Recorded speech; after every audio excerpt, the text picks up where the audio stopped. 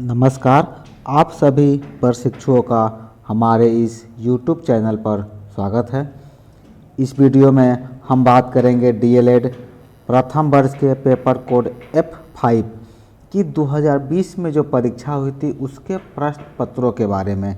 जैसे कि आप सभी को ज्ञात होगा, आपका जो F5 पेपर कोड है इसमें आपको पढ़ना है understanding language and early language development, यानी कि भाषा की समझ तथा आरंभिक भाषा विकास। यह पेपर जो है आपका टोटल 50 नंबर का होता है, जिनमें आपको 35 नंबर की परीक्षा बिहार विद्यालय परीक्षा समिति के द्वारा आयोजित की जाती है और 15 नंबर आपका आंतरिक होता है, यानी कि जहाँ से आप डीएलएड कर रहे हैं वहाँ से 15 नंबर प्राप्त होते हैं और 35 नंबर की परीक्षा जो है आपके बिहार विद्यालय परीक्षा समिति के द्वारा आयोजित किए जाते हैं। तो चलिए हम देखते हैं और समझते हैं कि 2020 की जो परीक्षा बिहार विद्यालय परीक्षा समिति के द्वारा आयोजित की गई थी उसमें कौन कौन से प्रश्न आप सभी से पूछे गए थे। पहले प्रश्न की यदि हम बात करें तो आप यहाँ देख सकते हैं, पहला प्रश्न आपसे पूछा गया था, भाषा प्रतीकों की वाचिक व्यवस्था है, स्पष्ट करें। यानी कि यहाँ पर क्या कह रहा है, यहाँ पर कह रहा है कि language is the verbal argument of symbols explain. यानी कि भाषा जो होता है क्या होता है, कोई भी देखिए कोई भाषा जो होता है कोई ना कोई प्रतीक चिन्ह से बनता है, कोई उसकी आकृति होती है। तो भाषा का निर्माण कैसे होता है, हम प्रतीक चिन्हों को मिलाते चले जाते हैं तो एक भाषा का निर्माण हो जाता है। ये कैसे होता है इसको आपको स्पष्ट करने के लिए प्रश्न संख्या 1 में आपसे कह रहा है। प्रश्न संख्या 1 का ही हमारा ऑप्शन है जिसमें आपसे पूछा गया था भाषा को परिभाषित करें, यानी कि लैंग्वेज क्या है ये आपको बताना है। भाषा किसे कहते हैं, भाषा की परिभाषा क्या है, भाषा का अर्थ क्या है, ये सब आपको प्रश्न संख्या 1 के ऑप्शन में पूछा गया था। प्रश्न संख्या 2 आप देख सकते हैं, यहाँ पर कह रहा है मानव भाषा और पशु पक्षियों की भाषा में अंतर स्पष्ट करें। यानी कि हम लोग जो भाषा बोलते हैं, यानी कि हमारी जो भाषा है वो मानव भाषा हो गई और पशु पक्षी जो आपस में बातचीत करते हैं उनकी एक अलग भाषा होती है। तो इन दोनों की भाषा में क्या अंतर है आपको बता दें। जो है पशु पक्षियों की भाषा के साथ साथ पेड़ पौधों की भी अपनी भाषा होती है। कई बार परीक्षा में जो है उसमें भी अंतर आपसे पूछ देगा। तो तीनों की आप तैयारी कर लेंगे, मानव भाषा, पशु पक्षियों की भाषा और पेड़ पौधों की भाषा में क्या अंतर है। हम आगे देखेंगे प्रश्न संख्या 2 का ही ऑप्शन हमारा इसमें कह रहा है शुरुआती पढ़ना क्या है, पढ़ने में इसके महत्व पर प्रकाश डालें। शुरुआती पढ़ना यानी कि बिगिनिंग स्टडी, जब हम पढ़ना शुरुआत करते हैं तो वो क्या होता है, शुरुआती पढ़ना किसे कहते हैं, पढ़ने में इसका क्या इंपॉर्टेंस क्या है, इसका रोल क्या है रीडिंग का, वो आपको बताना है। अगला हम देखेंगे प्रश्न संख्या आपका जो 3 जो है, प्रश्न संख्या 3 में पूछा गया था भाषा की किन्हीं 3 विशेषताओं का वर्णन करें। जो लैंग्वेज होता है, जो भाषा होता है, भाषा की किन्हीं 3 विशेषताओं का वर्णन करने के लिए आपसे यहाँ पर कह रहा है। प्रश्न संख्या 3 का ही ऑप्शन है भाषा समाज के अंतः संबंध को स्पष्ट करें।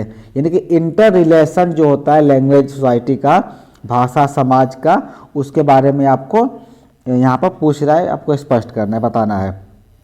प्रश्न संख्या 4 है भारतीय संविधान में 8वीं अनुसूची का क्या महत्व है। जो हमारा इंडियन कॉन्स्टिट्यूशन है, भारतीय संविधान है, उसमें जो 8वीं अनुसूची, जानते हो कि 8वीं अनुसूची में क्या किया था, भाषा को जोड़ा जाता है। तो कह रहा है कि 8वीं अनुसूची में जो है वो क्या है, उसका क्या महत्व है, आपसे प्रश्न संख्या 4 में पूछा गया था। आगे आप देखेंगे प्रश्न संख्या 4 का ही ऑप्शन है बच्चों के आरंभिक लेखन कौशल विकास में शुरुआती लेखन के महत्व पर प्रकाश डालें। जिसे शुरुआती लेखन यानी कि बिगिनिंग राइटिंग, शुरुआती पढ़ना यानी कि बिगिनिंग स्टडी, जो बच्चे शुरुआत करते हैं लिखना, पढ़ना, समझना, तो उसमें जो है कह रहा है यहाँ पर बच्चों के आरंभिक लेखन कौशल में शुरुआती लेखन का जो क्या महत्व होता है इसके बारे में आपको बताना है। प्रश्न संख्या 5 है भाषा अर्जित करने और भाषा सीखने में क्या अंतर है। देखिए अर्जित करना और सीखना, यहाँ पर 2 शब्द है। अर्जित यानी कोई चीज़ हम अर्जित करते हैं, ग्रहण करते हैं, और सीखना यानी किसी चीज़ का हम लर्निंग करते हैं, अधिगम करते हैं। मान लीजिए आपकी जो मातृभाषा है, जो मातृभाषा आप बोलते हैं, वो क्या सीखते नहीं है, उसे आप अर्जित करते हैं। अर्जित कैसे करते हैं?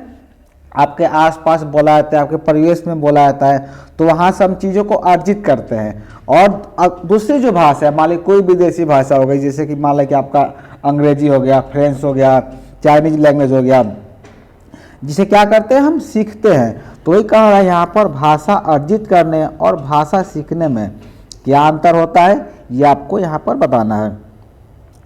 प्रश्न संख्या 5 का ही ऑप्शन है, जिसमें कह रहा है भाषा सीखने में कल्पनाशीलता की भूमिका का वर्णन करें। कल्पनाशीलता यानी कि इमेजिनेशन जो होता है, जो कोई व्यक्ति भाषा सीखता है, बच्चे भाषा सीखते हैं, तो उसमें इमेजिनेशन की क्या भूमिका होती है, वो आपको यहाँ पर प्रश्न संख्या 5 में आप देख सकते हैं कि पूछा गया था। हम अगला देखते हैं, यानी कि प्रश्न संख्या 6 जो है आप देख सकते हैं, दीर्घ उत्तरीय प्रश्न यानी कि लॉन्ग आंसर टाइप क्वेश्चन है, जिसके लिए आपको 10 मार्क्स दिए जाएंगे। यहाँ पर कह रहा है कि किसी एक प्रश्न का उत्तर दे, यानी कि 2 प्रश्न दिया गया है, आपको किसी एक प्रश्न का उत्तर देना है। प्रश्न संख्या 6 है, स्कैनर के अनुसार बच्चे भाषा कैसे सीखते हैं। स्कैनर जो एक दार्शनिक थे, तो यहाँ पर कह रहे हैं कि अकॉर्डिंग टू स्कैनर जो परिभाषा दिए हैं कि बच्चे भाषा किस प्रकार सीखते हैं, उनकी परिभाषा को आपको यहाँ पर लिखना है। प्रश्न संख्या 7 में आप देखेंगे कि निम्नलिखित में से किन्हीं 2 पर संक्षिप्त टिप्पणी लिखें। यहाँ पर 3 ऑप्शन दिए गए हैं, जिनमें किसी 2 पर आपको शॉर्ट नोट्स लिखना है। पहला है त्रिभाषा सूत्र, दूसरा है भाषिक अर्जन क्षमता, और तीसरा है संवाद संरचना।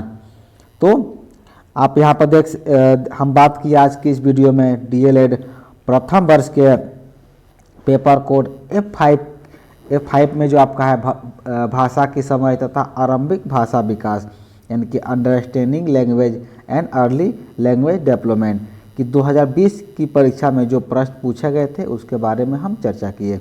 इस वीडियो में इतना ही।